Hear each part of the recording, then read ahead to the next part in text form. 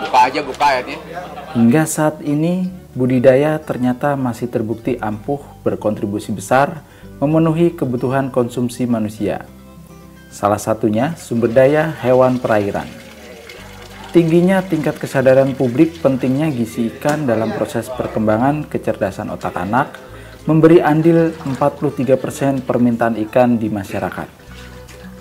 Untuk mendapatkan hasil maksimal, budidaya juga memerlukan teknik tersendiri.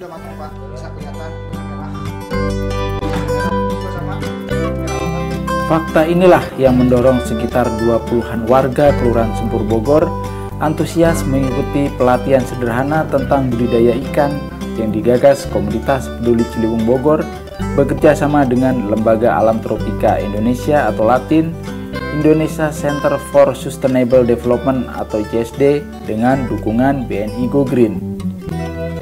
Pelatihan dengan tajuk Training Budidaya Ikan digelar sebagai solusi untuk mengatasi permasalahan budidaya yang banyak dialami para pembudidaya di Kelurahan Sempur.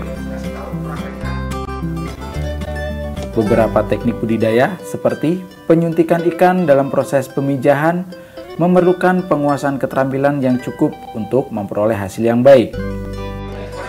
Sekali untuk misalnya untuk masyarakat yang bawah gitu kan, apalagi kami kan cuma hanya bisa mempunyai fasilitas hanya khusus menggunakan kadar-kadarnya gitu, kali gitu kan. Kalau untuk lahan ya nggak bisa, kami hanya menggunakan lahan bikin karamba gitu.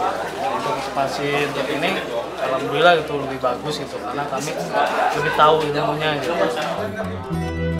Belajar mengembangbiakan ikan lokal merupakan niat utama dari kegiatan sederhana ini. Warga tepian Sungai Ciliwung itu umumnya sudah melakukan pembesaran ikan di karamba. Di sini, peserta diajarkan untuk lebih mengembangkan keahliannya dalam pemeliharaan ikan lokal, yaitu untuk mulai membenihkan ikan.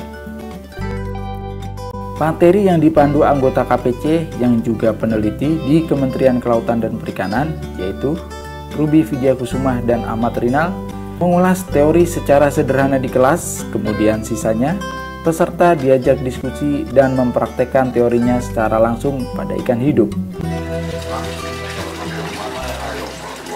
Saya tertarik dengan Sempur, apalagi ketika kita menyeberang ke daerah kantin atau ke kampung rambutan.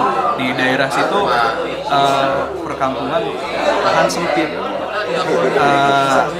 Ketika saya coba, ternyata masih ada lahan sempit itu yang kosong, tidak dimanfaatkan apa-apa. Saya harap bisa dikembangkan konsep pengembangan budidaya ikan lahan sempit untuk keperluan pengembangan ekonomi masyarakat yang ada di situ seperti itu.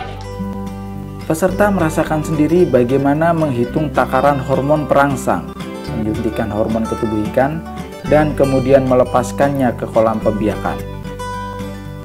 Ditargetkan peserta yang umumnya pemilik karamba itu bisa berkumpul dan membentuk kelompok sehingga secara bersama-sama mengembangkan ide-idenya untuk budidaya ikan, tak sekedar pembesaran seperti yang dilakukan selama ini.